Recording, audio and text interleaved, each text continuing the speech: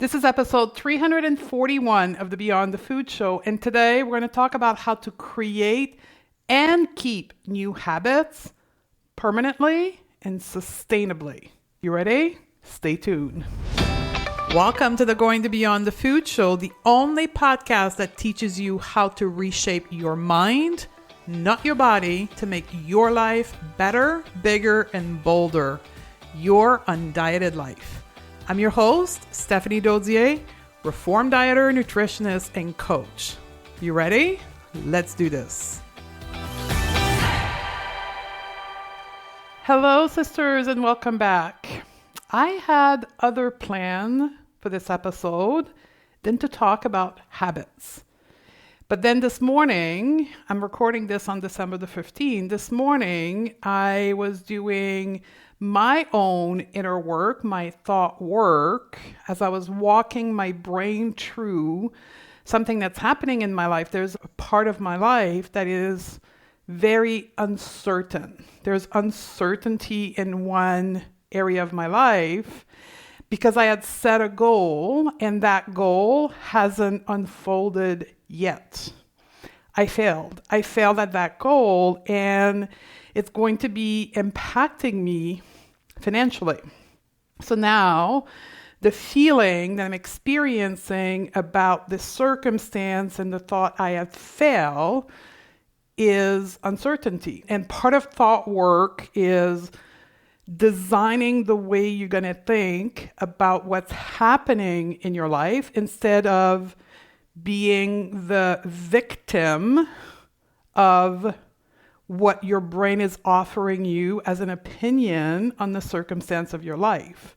So it's a habit, right? Thought work is a habit to approach your thoughts and your beliefs and your feeling in a certain way. And that's when I realized I needed to talk to you about habits.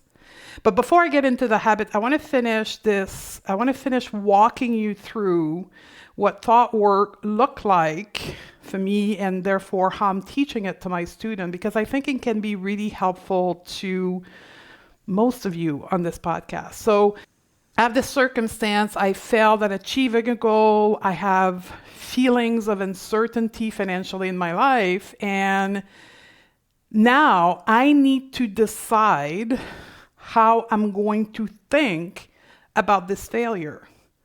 And I know as you're listening to this, perhaps for the first time, you're like, how can you decide how you're going to think?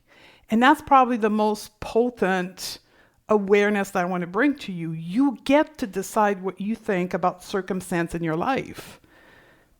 Society, your family, your past event offers you a certain way to think about circumstance in your life, but you also can think differently than how you thought in the past. So for me, in the past, having a failure meant I wasn't good enough as a person. I was foolish to believe that I could achieve this goal. I was stupid to even have considered it was possible for me. And that not achieving a goal in the context of this circumstance in my life meant I was going to be financially insecure, and that was terrible. That's what my brain is offering me. That's one way that I could think about this failure. But I also have another way to think about my goal, which is an opportunity to build my ability to be in this new version of myself that I'm crafting slowly over months and years. And that circumstance, that failure, is an opportunity for me to practice being and thinking like this future version of me, right? One of the elements I'm working on is trusting myself at a deeper level. Like I trust myself with food, I trust myself with my body, I trust myself now with exercise and movement, but I'm working at trusting myself in other circumstances in my life.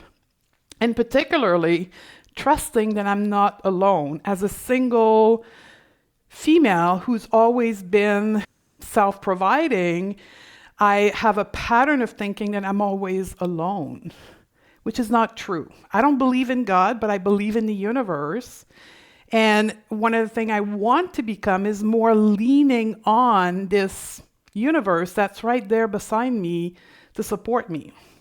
I want to become a person who thinks that ease is the way to live my life. I want to think of myself as somebody who can make the impossible possible. I want to be safe for myself. So this failure could be a sign that I'm not good enough, or it could be an opportunity for me to practice who I want to become. So I laid out a number of ways to think about this failure and this uncertainty, and then I put myself through one concept that I teach, that I taught all of you on the podcast in episode 323, which is the process of making quality decisions. So if you don't know what I'm talking about, go back to this episode. And if you are a student of mine, I've already taught you how to make a quality decision. So I do what I teach. So I walk myself through the process of making a quality decision. And I decided how I was going to think about this failure. And I decided to think of it as an opportunity for me to show up in the world, in this part of my life, which is a failure, as who I want to become, to trust myself, to choose ease, to make the impossible possible, to be safe for myself. And then I also decided to think about uncertainty as a way, an opportunity for me to practice being who I want to be to the next level. How can I trust myself through uncertainty? That's what I want to share with you. Not thought work, because this is not something I can easily teach you on the podcast, but I want to talk to you about developing habits that will create health for you. Because that's what's on everybody's mind right now, right? We are all being bombarded by diet culture, by healthism, by making resolution and being healthier in 2023. And there's a very unique linear way that making resolution and building health habit is presented to you. And I want to offer you another perspective on health habits, like the one of thought work. Your ability to manage your mind through the process of thought work has tremendous repercussion on your health, because your health is more than your physical body. And that's the linear way we have been taught to think about health, specifically for us coming from diet culture. We think that health is just our tissue, right? Our physical body. But when you leave diet culture and you start being influenced by what health is beyond being thin, you realize that mental health, physical health, emotional health, and spiritual health is part of being healthy. That's one element of building habit. But before we get there, like getting into the technical of it, I want us to think about what is a habit, right? If I go to Google, habit is a routine of behavior that is repeated over and over unconsciously, or also a fixed way of thinking and feeling about certain aspect of your life that produce a desired behavior, a desired action, unconsciously, without effort. In fact, you have tons of habits right now. You have habitual behavior that you're doing. Like, it's not like you don't have habits or health habits. You have some right now that are unconscious, but perhaps these are not the one you want to have, or these are the one you're judging as not being good enough. How did you create those habits? I want you to think about that for a minute. And I'm going to give you 3 examples here. All of us takes a shower. Well, I think so anyway. Most of us value cleanliness. That's a circumstance in your life. And we share a belief and a value of cleanliness. So we think the thought unconsciously, I want to take a shower. When you think about taking a shower, you're very neutral and calm about it, and you have the behavior, the habit of taking a shower every morning or every night. And the result of that is that you feel clean. You're clean because you value cleanliness. When you were dieting, right?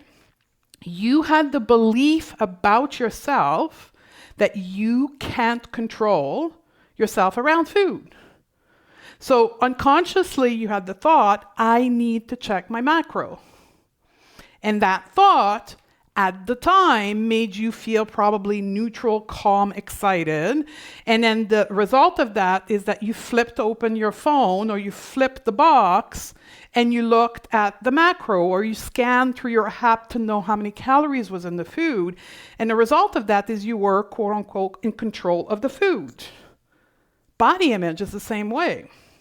Many of you have the belief that you needed to look a certain way. So every time you pass in front of the mirror, you had the thought, oh my God, I'm so fat. Oh my God, how did I let myself go? And that made you feel anxious. You had the habit of having that thought because you believe that you needed to look a certain way.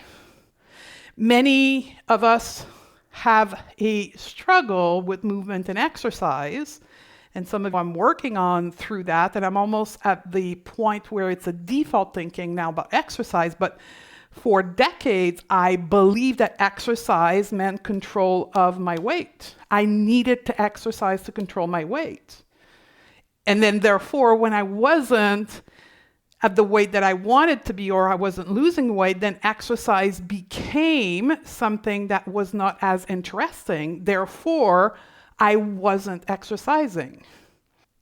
Many of us think of habits in our life in the way that diet culture has impacted our brain. That's what I call diet brain. I have a couple of podcasts on that.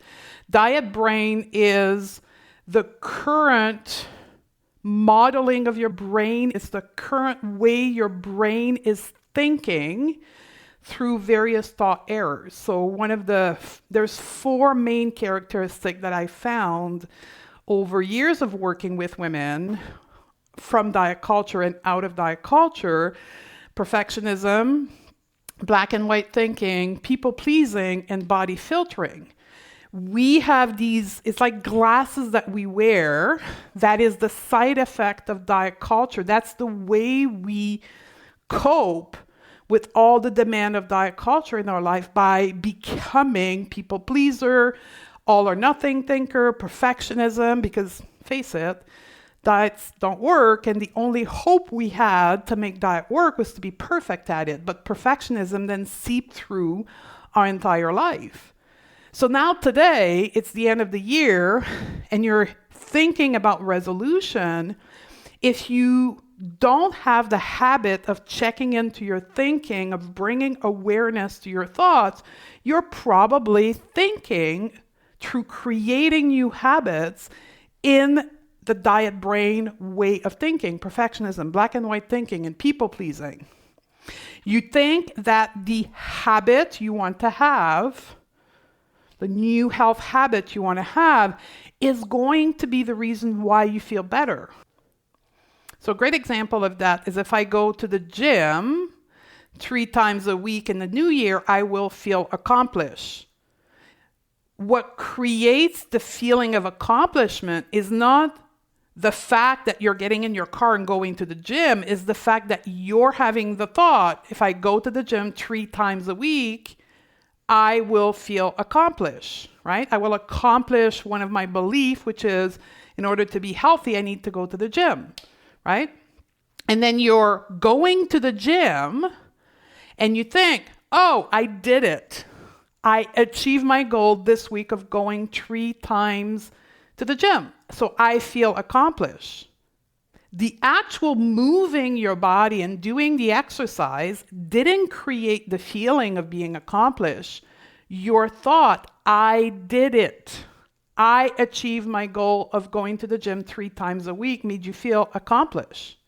Which means you could also think, I did it. I achieved my goal of taking a 10-minute walk, and you have accessibility to you feeling accomplished from going for a walk for 10 minutes. Now, here's the caveat and the very critical point of building and keeping habits is the reason why you're not having the thought, I did it, I achieved my goal of going for a walk and I'm going to be healthy, is because the belief of walking is it's not enough to be healthy. That's what healthism and diet culture has socialized and programmed your brain to think, that in order for exercise to be healthy and to be worthy, it has to be in the context of a gym. And it has to be at least 3 times a week, right? Some of my students call that fitness culture, right? Is it true? Is it true that health and exercise to be healthy is only in the context of a gym? No. You have to change that belief. You have to challenge that belief in order for you to think differently and to create the feeling of accomplishment. But that's where diet brain leads you the wrong way. It kicks in and say, no. It's all or nothing. I got to go to the gym. It has to be 3 times a week. Otherwise, it's not worth it. And then I quit. How many times have I heard that in coaching session with client when I propose to them to go for a 10-minute walk as a way of moving their body? The first reaction is, well, it's not worth it. Yes, it is. Long term, you going for a 10-minute walk every single week versus going to the gym 3 times a week for 3 weeks in the whole year versus taking a 10-minute walk for years to come, which one will have the greater impact on your health and on your well-being? For sure, it's the walking. But in order for you to feel accomplished, for you to want to go for a walk and have pleasure going for a walk, you have to think, that's my goal, and I did it. Here's what happened to a lot of us, and I see for many of us, there's stages of leaving diet culture. Many of us go through the first stage of being aware that diet exists, that diet culture exists. And then the second stage is, okay, I'm not going to diet anymore. I'm not going to control food, but I'm going to get achievement and I'm going to feel better and I'm going to get a sense of worthiness by being obsessed with my health. So many women will transition from obsessing about food and quantity to achieving a certain health status or giving the perception into the world that they're healthy. They're like, okay, I get it now. Thinness doesn't create happiness. It doesn't create me feeling good enough. But if it's not going to be the size of my body, then it's going to be my health status or the way people perceive that I'm working towards my health. I know many of you are feeling seen right now, and I was there for years as well. Because the belief that you have, the understanding of how to create your enoughness, your feeling better is through habits. So now instead of focusing on habits to control food, you focus on habits to feel healthier or give the impression to the world that you're taking care of your health. People pleasing, perfectionism are still there. So how do we create or craft new habits, sustainable, lifelong, permanent habits? I'm going to give that to you in 4 steps. Number 1, before you even think about what health habits I'm going to consider, I want you to work on believing that you are intrinsically worthy as a human being right now. Because it is true. All human beings are born innately worthy. Now, that's the line that diet culture works on to lead you to reprogram your brain to believe you're not worthy until you're thin or healthy enough, right? I want you to think of yourself. I want you to come in and do the work with me, to learn thought work. to grab another tool that you have to reprogram your belief that you are enough, that your enoughness, your worthiness is not the result of your habits, of the action you take. I want you to separate the habits from your enoughness. That's the absolute first step in creating any lifelong habits. And the way to do that, the best way I've found to do that is through thought work. Step number 2, make a decision about which habit you're going to craft or take on from a place of I choose to, not I have to. You have to be unattached to the outcome of the habit. I talked about that in a recent podcast, 339. That's going to be the centric teaching inside of the Resolution Reset Masterclass that I'm teaching right now, right up to January the 8th. There's a link for that in the show note. Come and get your seat in that masterclass if you want to learn how to think about your goal differently. Step number 3, clean up your belief about what health is. If you haven't done this intentional work yet, it's time to do it now before you get into crafting new health habits. You cannot think of health from the belief system of diet culture or from the belief system of healthism, which leads you to believe that being healthier is morally better. If you have never encountered this, you haven't done this work, go download our brand new health sheet. I did a worksheet called Health Habit Undieted. Health Habit Undieted. The link is in the show notes. It's totally free. Go get that checklist, and then you'll be able to pick different ideas about undieted health habits. And I'm going to say this to you right now. It's about retraining your brain to think about your health from the 4 bodies: mental, emotional, physical, and spiritual as well. And then step number 3, love yourself to your new habit. That's what I call courting your goal. Hating yourself or criticizing yourself or beating yourself up into a new habit will activate your fight or flight. It will activate defense mechanism. It will dysregulate your nervous system, and it will engage in coping mechanism like avoiding, numbing, procrastinating. And instead, I want you to fall in love with your goal, to court your goal, to create safety for you taking the small steps that it will require for you to think the thoughts and feel the feelings in order for you to take the habit or do the action naturally. Practice thinking these thoughts, cultivate the feeling, and detach yourself from the outcome. Your goal is to fall in love with yourself and with your life right now, not when the habit will be in place.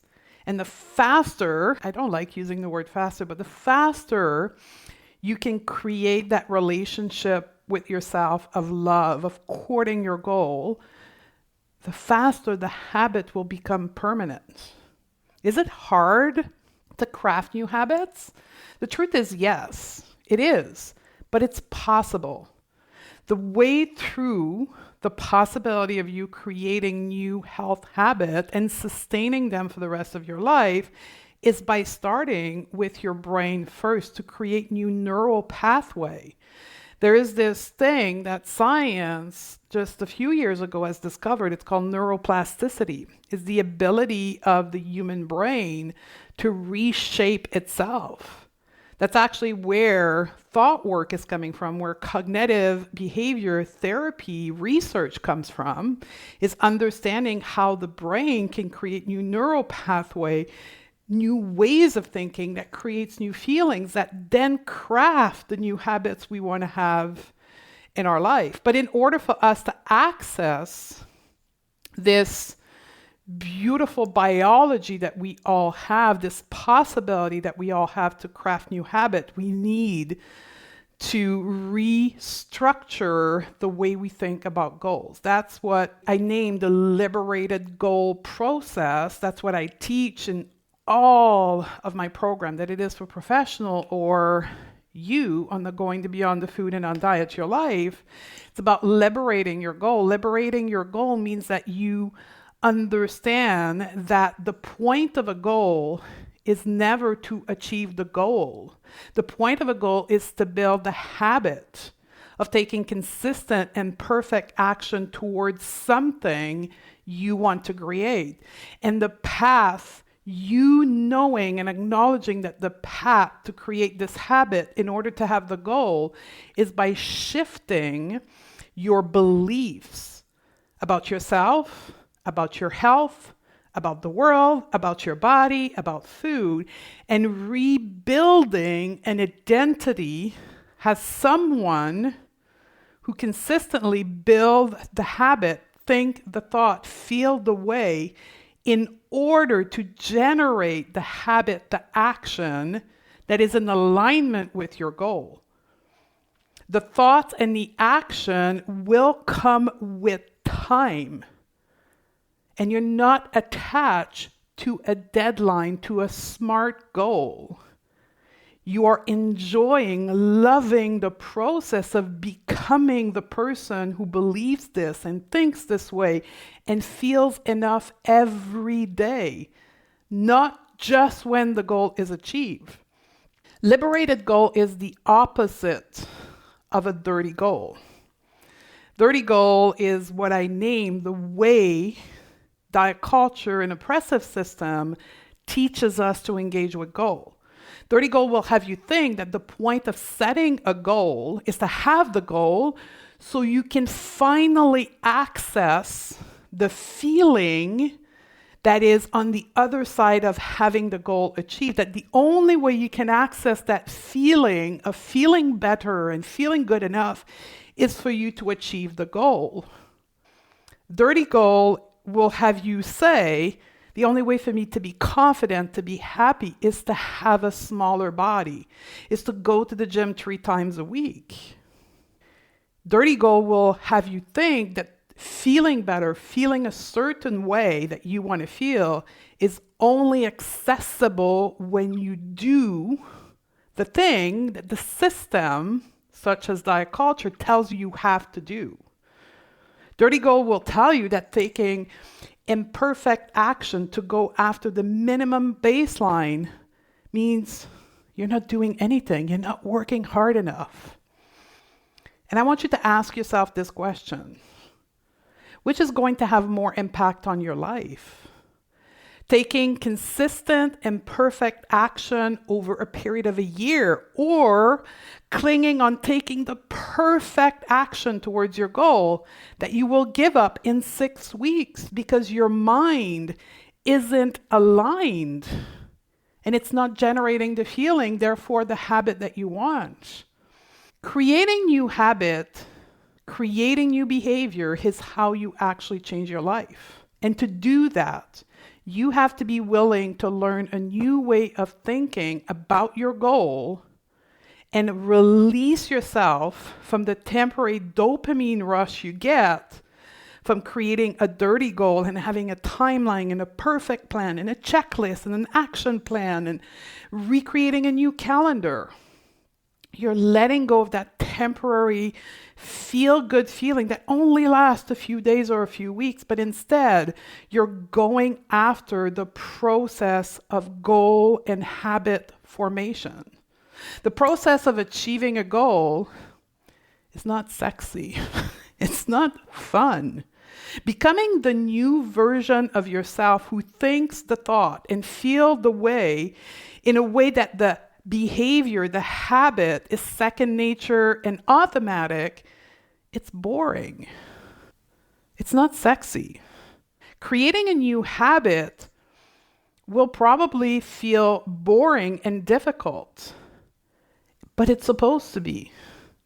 The commitment to the work, the commitment to yourself is the reward.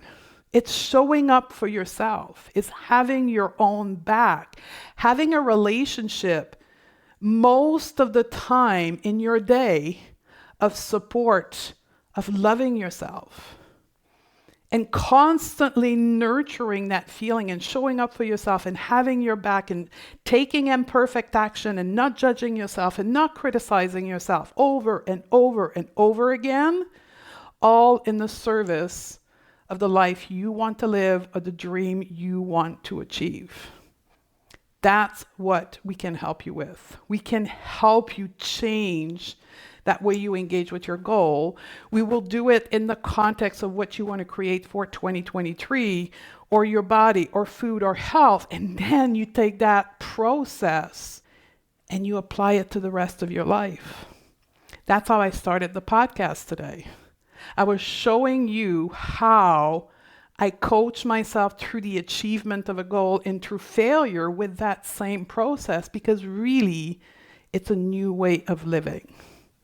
If you want to do this work, come and join us inside of the Resolution Reset Masterclass, or commit to doing this work for a whole year by joining Undiet Your Life or accessing a one-on-one coach to Undiet Your Life as well. We now have 2 different options for you to work with us. I love you, my sister, and I'll see you in the new year, next year. If you are loving what you're learning on the podcast, you have to come and check out Undiet Your Life.